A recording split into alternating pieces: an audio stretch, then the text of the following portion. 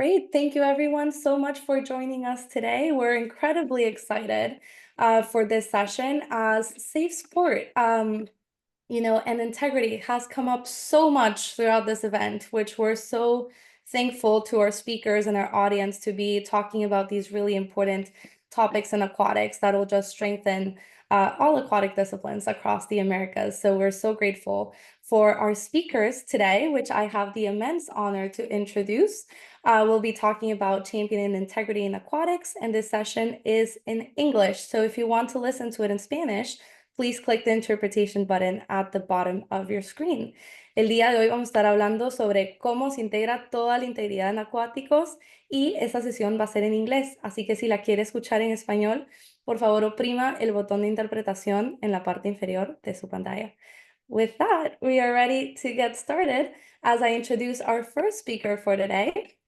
Elizabeth Hahn is a director of Safe Sport at USA Swimming, where she leads a comprehensive abuse prevention program to protect children. She also instructs for Kid Power of Colorado, providing safety education to adults and kids alike, focused on personal safety and confidence building.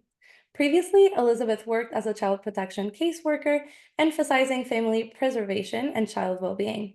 A strong advocate for self-care, she enjoys music, sports, and supporting her two active children while passionately promoting safe sport education and athlete advocacy. And personally, I've had the absolute honor and pleasure to have her in Underwater Chats, as she also educates our entire aquatic community across the Americas on the importance of this important topic, which is safe sport. So Elizabeth, with that, thank you so much, and the screen is all yours. Yes, thank you so much, Valerie. I'm really excited to be here with all of you. I am going to share my screen just to make sure that you all get a chance to see some guiding words as I am talking through things, but I want to make sure you get a chance to see everything. So if you'll give me just a second, I'm going to make sure that this pops up here. All right. Thumbs up, you can see my screen? Okay, great. Thank you very much. Yeah, thank you for the introduction, Valerie. Again, I'm really excited to be here. You heard who I am and what I'm all about, which is really just a passion of sport and a passion of helping kids and really helping people. That it's sort of combining those two things is something that has been a true privilege. Unlike all of you, I did not grow up in either like any type of aquatic sports. I grew up playing softball, but have loved the experience that sport brought into my life. So again, being able to do work that provides people great opportunities is a huge reason why I love doing what I do. I have worked at USA Swimming for about 13 years, and again, have exclusively worked in this space of abuse prevention. So a little bit about me. I would love, like with everybody that's on here, for us to have had a chance to be in person and for me to get to know a little bit about you. But one thing I will ask you to do is to just think to yourself why you like to be involved in sport. And you could put it, I think we do have the chat available. Like if you wanted to put it in the chat, you could certainly do that. But why do you like to be involved in sport? And you all might have a lot of different roles, coaches, athletes, officials on here. I'm not sure exactly everybody that's attending, but would love to know why, again, you like to be involved. And we'll see if anybody has put anything in there. Yeah, and as people put things in the Q&A, Wendy, how about you, our amazing speaker who will be speaking after Elizabeth? What is your reason? We're going to take my thunder if I tell you why I like to be involved in sports. At the age I'm at, though, to answer your question, is fitness. Absolutely fitness. Yeah, absolutely. And at least for me, the little kid who fell in love with the sport and just being around water and friends. So yeah, that's the main reason. Friends, fitness, I love it. There's a lot of reasons that we have. You might be thinking creating good opportunities, community, fun, it could be a whole host of things, but really everything that we all just mentioned, Valerie and Wendy and myself, and what you might be thinking is really what positive culture is. And that is the huge and important piece of what safe sport is as well. It's the same reasons that we do safe sport, is to create this healthy, positive culture and environment. And part of championing integrity in aquatics is creating that positive, healthy culture for athletes, and in turn creating that type of opportunity for ourselves as individuals who work with youth and with athletes. So engaging in safe sport is a way to truly champion integrity in the space of what we do. And so I'm glad to be here to talk with you all about this. To really get started, we have to know what safe sport is. And it's sort of what I call safe sport 101, but what it is not.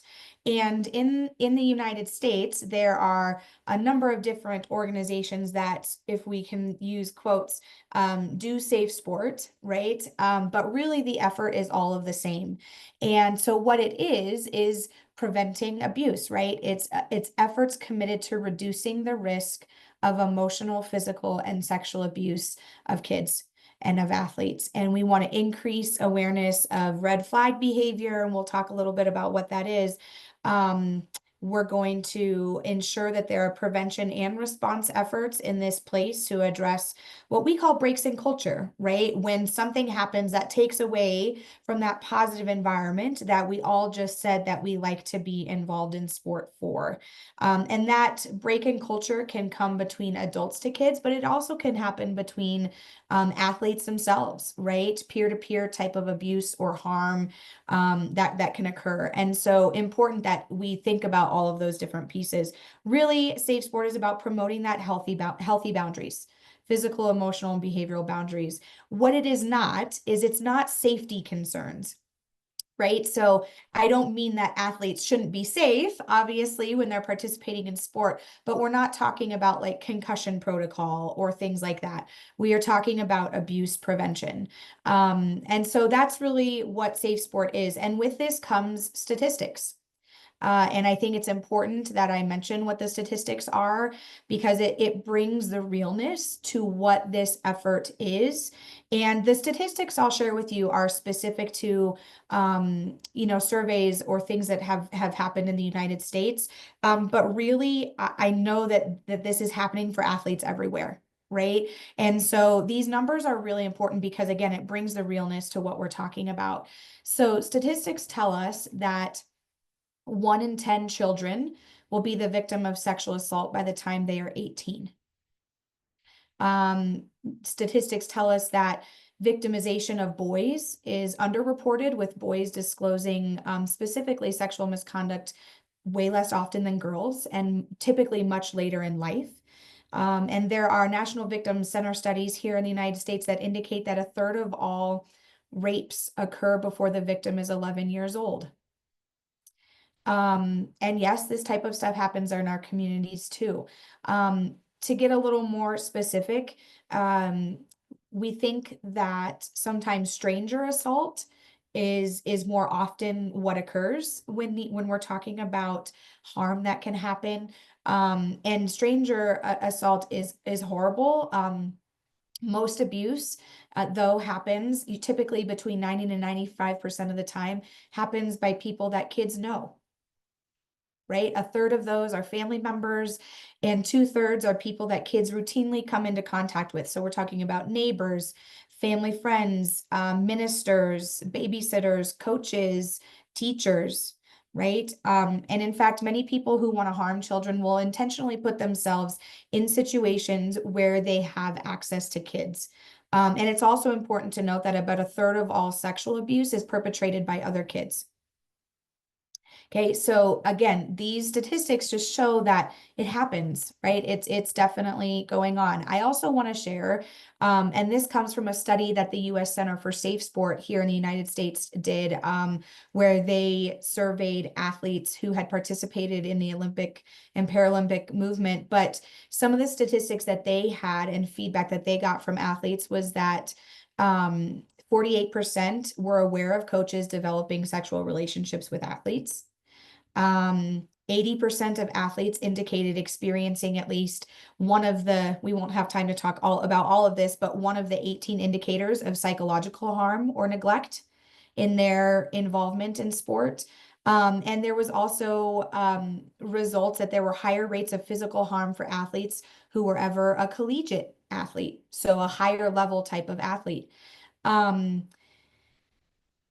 This is the realness of what we're talking about when we talk about safe sport. And if we're going to champion integrity in the spaces that we work in sports, we have to understand this.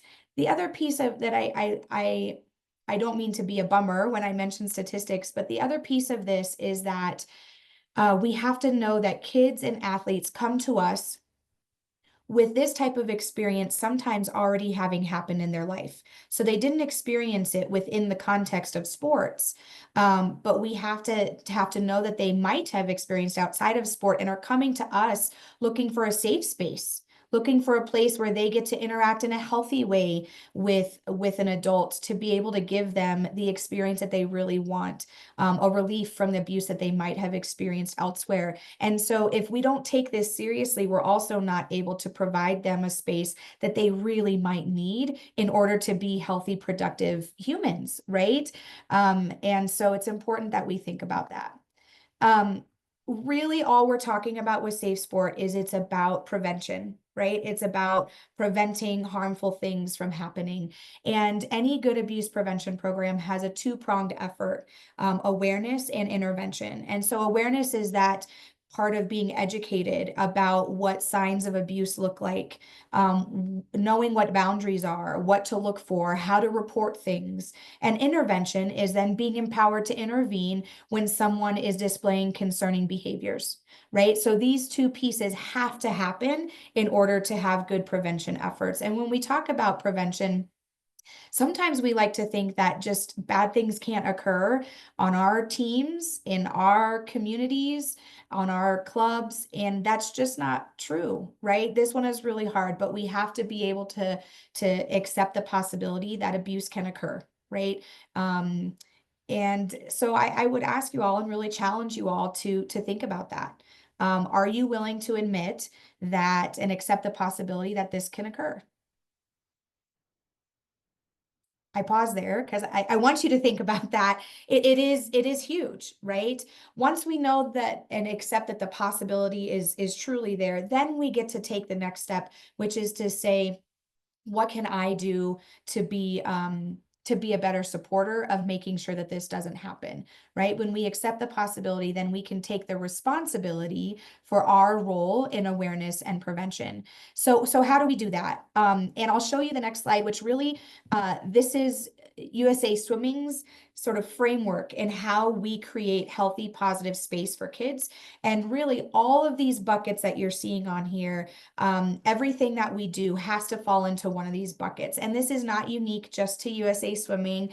Many youth serving organizations make efforts in similar categories, but this is a good place to start if you are wanting to really sort of do a checks and balance, or to make sure that the efforts that you are in your role, that you're taking efforts in these spaces.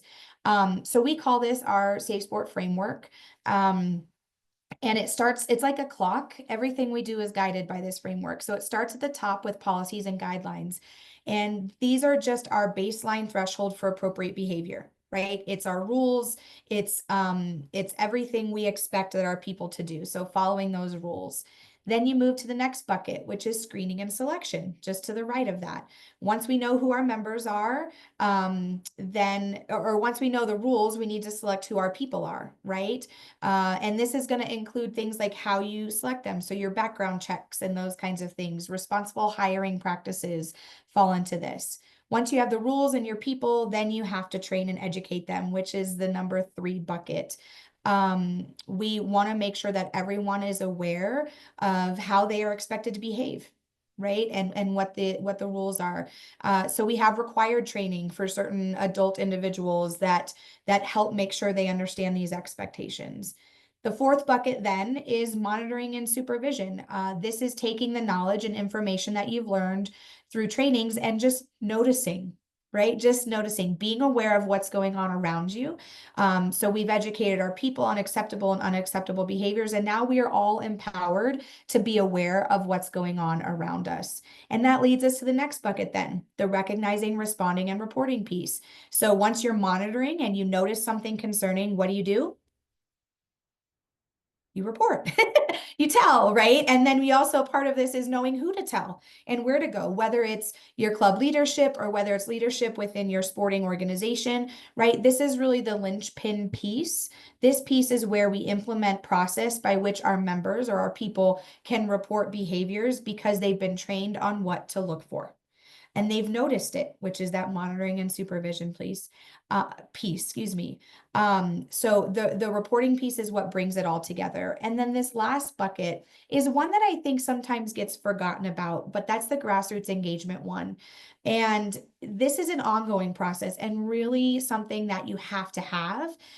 This is where you get feedback from your people, right? So it's not just somebody making rules and drilling them down, but it's hearing back. Are they effective? Are they working? Do they need to change? It's the up and down communication and connection to our people at the local level to make sure everything that we're putting in place is actually working. So these buckets help establish healthy physical, emotional, and behavioral boundaries. You know, physical boundaries, how much someone can touch you, where they can touch you, how often. Emotional boundaries, how close you feel to someone, how close we interact with athletes.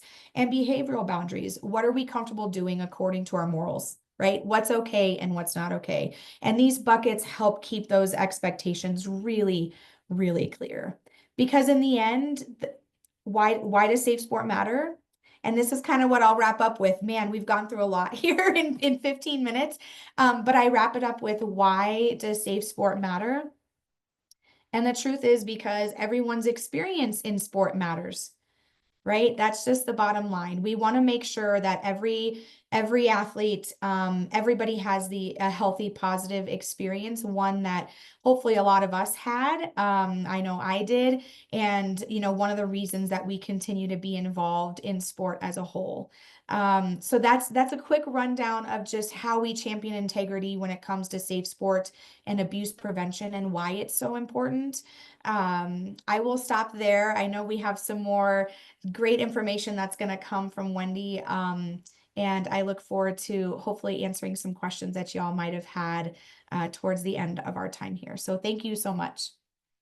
Wonderful. Thank you so much, Elizabeth. This is a great way to set the stage for safe sport and, you know, why it's important. And then I know we're going to have ongoing conversations as to how to get safe sport programs across the continent, especially in Latin America, that currently not all federations, but we've seen from especially the last session, we have great leadership that is really bolstering this initiative. So we appreciate that and hope we can get a safe sport program in every single country in this continent. So really important stuff. So thank you for all the work you do. And now, without further ado, I am honored to introduce Wendy Boglioli, who is an Olympic medalist, winning gold, silver, and bronze, including the gold in the 4x100 freestyle relay at the 1976 Olympics, famously upsetting the East German team. Her story is featured in the NBC documentary, The Last Gold, which she was so kind to share with us and is posted on our social media page. So go check it out. And as a long-term care planning expert and speaker, Wendy has spent over 2 decades educating about financial planning, previously serving as a spokesperson for Genworth Financial. She has also coached at Yale University, and she was inducted into the United States Olympic Hall of Fame in 2022 and set for the International Swimming Hall of Fame in 2024, which just recently happened. So congratulations about that. And Wendy continues to inspire with her insights on wellness and financial empowerment. So it is our absolute honor to have Wendy here with us today, sharing with us key insights on integrity in aquatics and how we can all play a part in, you know, having safe environments for our athletes and all of us sharing that integrity and the Olympic values in everything we do. So with that, Wendy, the screen is all yours. Thank you, Valerie.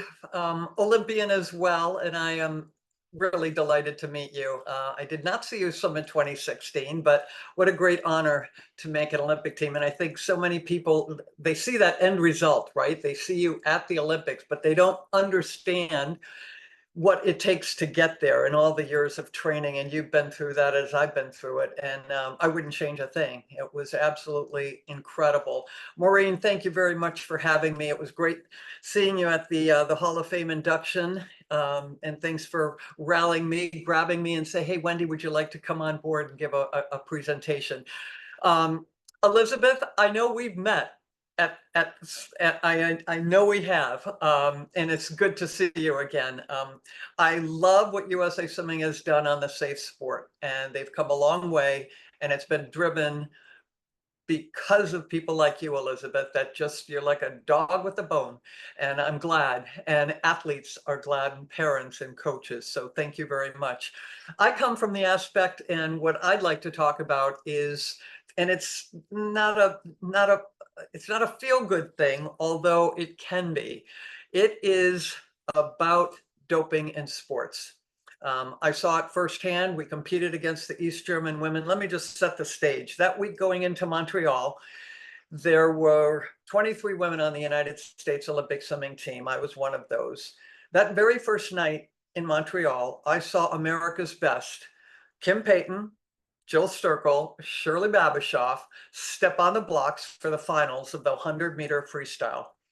I saw them take 4th, 5th, and 7th place that night in the finals behind 3 East German women. And you looked at that with the times, and I sat in the stands with my teammates, and I was as flabbergasted. We had heard all through just rumblings at training camp, and certainly the World Championships the year before in Belgrade, that these women were not, they were doing something.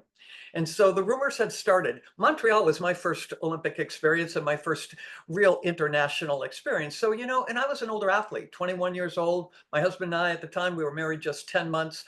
My experience was different. And to me, I'd made the Olympic team. I was at 21 married. They all said it. She is well past her prime. And so to me, just being on an Olympic team, right, Valerie, just to make the team, how incredible that was. So I pretty much put those blinders on and did what I did. But watching that first night and what happened, and then what happened every single night after that as we made the finals, and most of our women swimmers did not make the finals. Shirley Babashoff won 4 Olympic silver medals, set American records, set what were world records, and was taking silver medals. I won a bronze medal in the 100-meter fly behind 2 East German women, and Wendy Weinberg won a bronze in the 800-meter free. That was it. That's all we had out of women's swimming. It was the first time since 1952 that we had ever been shut out, what was going to look like a shutout in women's Olympic swimming. At the end of the day, all of our United States women in every sport, including our relay, there were only 7 Olympic gold medals that were awarded to any US athletes. What did it mean? Somewhere along the line, right, you think, God, these women, they were massive. We had heard about it until you stand on the block and understand that these women kind of look like men. And I'm not being facetious. I'm not, it's nothing but the hard look at athletics. You train your entire life for this, but you never train for people that cheat. The doping system that was happening in East Germany at the time, and I speak all over the country, I speak all over the world, and there's a lot of, I'll go into universities, high schools, they had no idea, first of all, they had no idea that there was such a country as East Germany all those years ago. They didn't understand what the Cold War was. But when you peeled it away, and when the wall came down in 1989, the German wall came down, the Stasi report showed that these East German women from all sports in those Olympics were all performance enhancing drugged. It was a systemic and systematic doping system that the country decided to do. And it didn't just happen the year before, it had been going on for years and years. So my point of this is about clean sport. When we won that final night, it was unbelievable that we won. And I think for the 4 of us, we sit in that ready room. And so let me just tell you what that's like. Back in Montreal, it was 4 walls of glass, and there's 32 chairs lined up in this soundproof room. You can't hear anything outside. The screams, the yelling, the other events going on. You can see what's going on, but you have no idea of sound. And you sit there waiting, and you're waiting and waiting, and it's about 15 minutes, and then there's this knock on that glass door, and they take you down to the end of the pool, and you line up as a relay. Going into that relay, I think for us, our women, and we've talked about this, Kim Payton has since passed away, but the three of us have talked about this often. We sat there kind of smiling and kind of looking at each other. You know what? We had nothing to lose and everything to win. The press was hounding us that entire week. Why weren't we winning Olympic gold medals? So that was just a whole nother story in itself. But when we swam that relay and we swam our very best, 4 women that stood up on that block and would not be denied. That's the thing. You come away from an event like that, and we won. You touch the wall, and we look, and we win, and we're ecstatic. And the Last Gold documentary just shows it so beautifully. We did together what we couldn't do alone, and I think that's the power that we had that night. The power of clean sport, the power of fairness. That whole week, we knew it wasn't fair. You could see it, you saw it unfold, you saw what was happening, and yet there was nothing you could do. All you could do was give the best effort. We happened to win that night and set a world record. It's so funny because that night, it was the final race in women's swimming. And so the press is like all around us. They're just like everywhere. Jim Montgomery, an American, had won the gold medal, set a world record, first man ever to go under 50 seconds in the 100-meter freestyle. He's in his room waiting for the press to come in. We had swam. Jim always laughs about this. He goes, I'm sitting there all alone waiting for the press to interview me about the great swim that I had. And yet they're all with this relay team, with all of you, Wendy. The power of working together and as a team. And I think the greatest thing that we had with all clean sports is you do it with honesty and integrity. And Elizabeth, we're talking about integrity. Integrity spreads across so many factors, right? And the doping that these women from East Germany went through, some of them, they were young as 10 years old going through this in East Germany. It doesn't make it right, because the documentary, and we all know it, just because some of them didn't know that they were drugged and they were on performance enhancing drugs, will never make their 11 Olympic gold medals in Montreal real.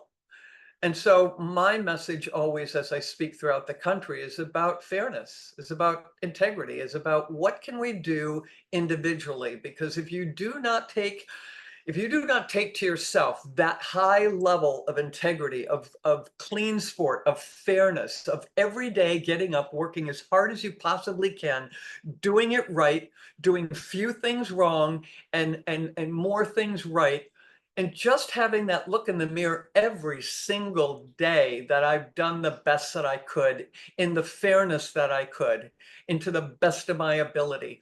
Winning is not just about winning Olympic medals, and they're great, but I got to tell you, for a lot of years, when my little girls were 3 and 4 and 8 years old, my Olympic medals sat under the bed, and they'd come out and they'd go, Mommy, can we play with your big jewelry today? Medals are wonderful. Winning is wonderful, but that's really not the power behind sports that I have found. The power behind sports and teamwork and sharing and understanding your opponent and respecting your opponent. And I think that is one of the things that doping has taken away. And it's there in every sport. Absolutely no doubt about it. We've got WADA and USADA. We've got World Aquatics, these incredible organizations that are doing everything that they can to get rid of doping in sport. And because of the technology, they have eliminated a lot of the men and women that do cheat. There's always going to be cheaters. There are always going to be there. But you yourself have to take full responsibility as an athlete, as a coach, as a parent, as a community, to teach this type of behavior, the self-respect and respecting others, giving it your best shot. Because at the end of the day, again, it's not about winning Olympic medals. It's not about winning. It's about fairness. It's about doing it right. and it's about respecting yourself and respecting others. What I'd like to do is open it up, if we can, to questions, because I know I get so many of those, as Elizabeth does. And oftentimes in those questions come some of the great nuggets for myself included. So Valerie, what do you think of that? No, thank you so much, Wendy. Thank you for sharing your story with us and such a powerful message. And I think that's why I wanted to pair both of you in this session. I think we get the best of both worlds with clean sport and safe sport and why it is important. And as you both mentioned, right, we owe it to ourselves, we owe it to our athletes.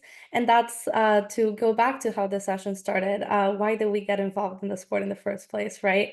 We're here for community, for fitness. And I know some people shared also their thoughts later on in the chat, you know, sharing how to train and to have a community and for discipline and for fun and, you know, to build character. And that's exactly what you're getting at, Wendy. It's that character building and having it in your conscious in the end of the day, right? You know, doing the right thing and playing fair. And yeah, and I think it's institutional responsibility as much as individual responsibility to keep policy up to place, to provide resources of education for our athletes and our coaches and our officials and our national federations, and for all of us to play a part, right? Be involved, have these conversations. They are tough conversations. And that's what I've loved about this convention, that we've really opened a conversation across 45 countries of people joining us from all over. And, you know, if this is the first time you hear of these topics, then you're in the right place, right? This is where we start, and that's how we start these conversations. So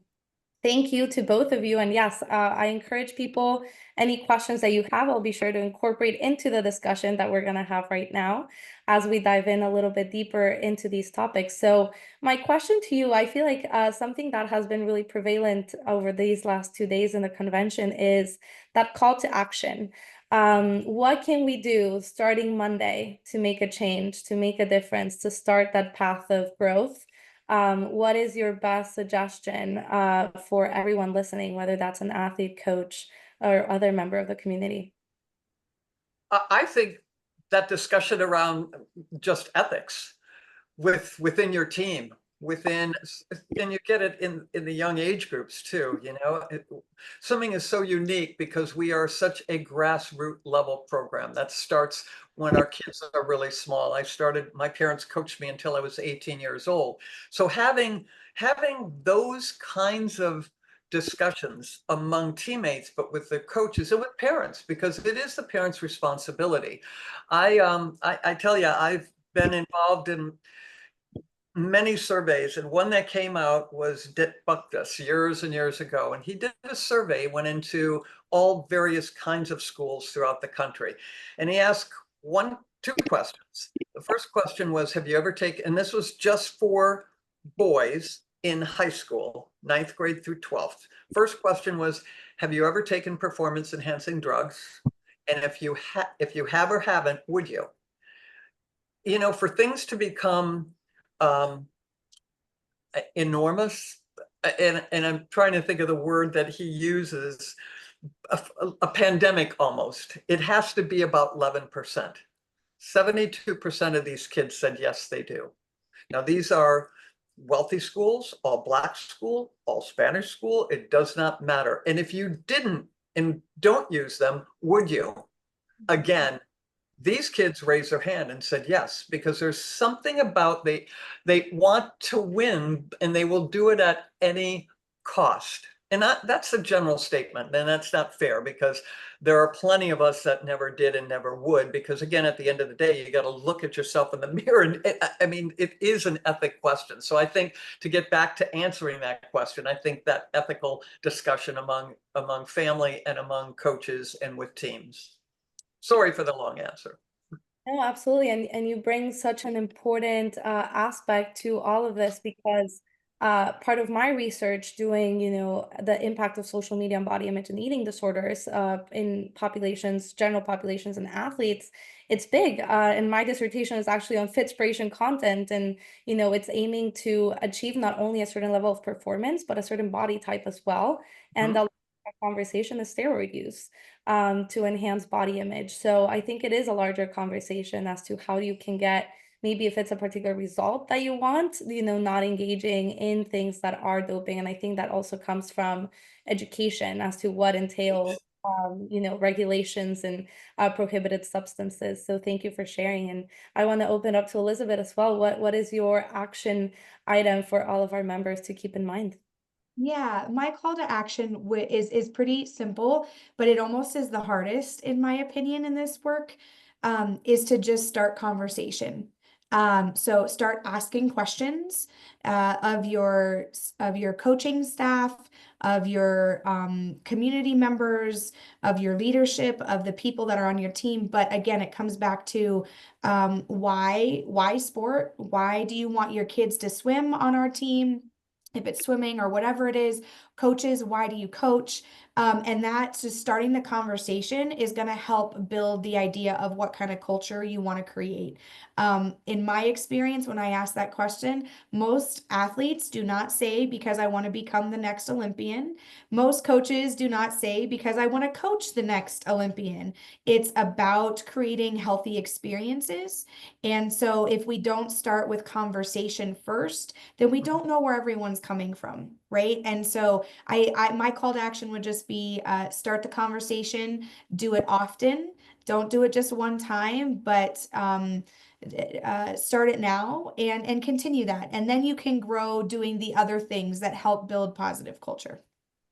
Yeah, absolutely. And I feel like something really important you're mentioning is this dimension of community and open communication, sharing this message with others. And I feel like that's so important. So what's your best suggestion from your experiences? How do you build that sense of identity within the sport that allows you to embrace these principles of clean sport and safe sport? What do you all think? Well, for me, Yeah, go ahead, Wendy. yeah, I mean, it goes, look, I'm 69 years old. And as I said, my parents coached me until I was 18. So I'm one of 7 children, 5 girls, 2 boys. And my mother was a swimmer. My father knew nothing at all about swimming, but from a very young age, they wanted us water safe. I grew up in Land O'Lakes, Wisconsin, a little town of 600 people. And so they found that if we could just save ourselves is what it was really all about. I learned very early that I love swimming, and I still love it today. I love everything about it. I love the people that I'm around all of the time, wherever they are in the sport of swimming. I love being on the water, but it came from my parents, really, because I think for me, it's always been about belief. I had a dad who told me, if not every day, every other day, would grab me by the shoulders and say, Wendy, you are great. And I never understood it until I was a parent and had kids of my own, what he really was teaching me. And that was that I'm just a great person. And to continue to be and give back and do the best that you can and be the best, not only for yourself, but for everybody else. So it was really, for me, it was about belief in myself that spurred everything else in my life, from swimming, raising children. Bernie and I are married 50 years, coaching, to all of the things that I do. It's really about confidence and belief in who you are and what you believe in. Yeah. And I would say ditto. All of that is so important. For me, that integrity piece is just about doing what's right. Especially when it's hard and especially when no one is looking. And both when it comes to clean sport and safe sport is about doing what's right. Even when it's hard, right? And so for me, championing that integrity is just a piece of that. And I feel is a value that everyone that is listening can appreciate and can connect to. And when you just do what's right, good things come from that. Good things come from that. Yeah, absolutely. Thank you so much. And I want to leave it with you have such a vision for aquatics. So I want to open it up. What would be, your vision in the next 4 years as we look to LA 2028? And we look at all levels of development from little kiddos to masters. What is that vision that you have for aquatics for all to be in high performing environments while also having this safe space, fun space of development? What is that vision that you have for clean sport and safe sport?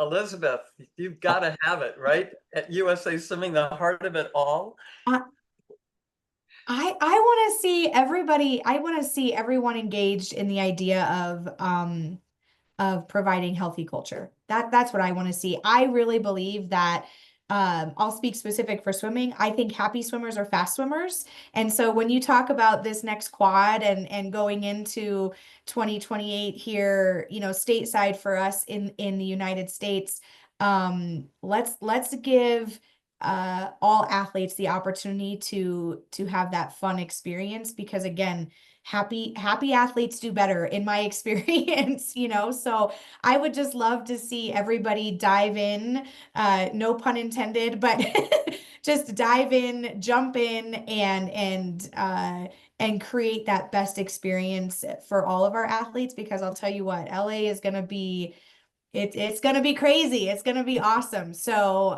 that's my vision, is just everybody is getting that great, healthy, fun experience, because it's gonna make LA pretty crazy. Yeah, I absolutely. can't wait. I mean, I was there in 1984 in LA, and it was amazing. Anybody on this call, of course, again, I'm old. Lionel Richie closed the closing ceremonies with All Night Long, and all the athletes were in the stadium. It was unbelievable. I think it's going to be incredible. I totally, Elizabeth, agree with you. Happy athletes, happy people, everyone get along. Everyone has goals. I think the cool thing of watching USA Swimming and all the other countries that compete, how they come together, and it's just so amazing in an Olympic village. And it's so amazing, the lifelong friends. I've got friends from 50 years ago in Montreal that I just communicate, whether it's email or we'll do a FaceTime. I mean, I just love that relationship and keeping that going. So LA is going to be a symbol of that, and it's going to carry it on forward for many quads to come, with great leadership at all of these national governing bodies and international governing bodies. Yeah, absolutely. Well, thank you so much for your time, for your expertise, and for, sharing your knowledge with us as we build a stronger aquatic community across the Americas. So I really thank you. And I know this is the first of many discussions like this for PanAm Aquatics and us. So thank you so much for your time. And we will go straight into our next session. So we will say goodbye to Wendy and Elizabeth. If you would like to stay on as attendees, you're more than welcome to, as we head into our conversation with our PanAm Aquatics athletes committees, athlete disciplines, medical, legal, everything that has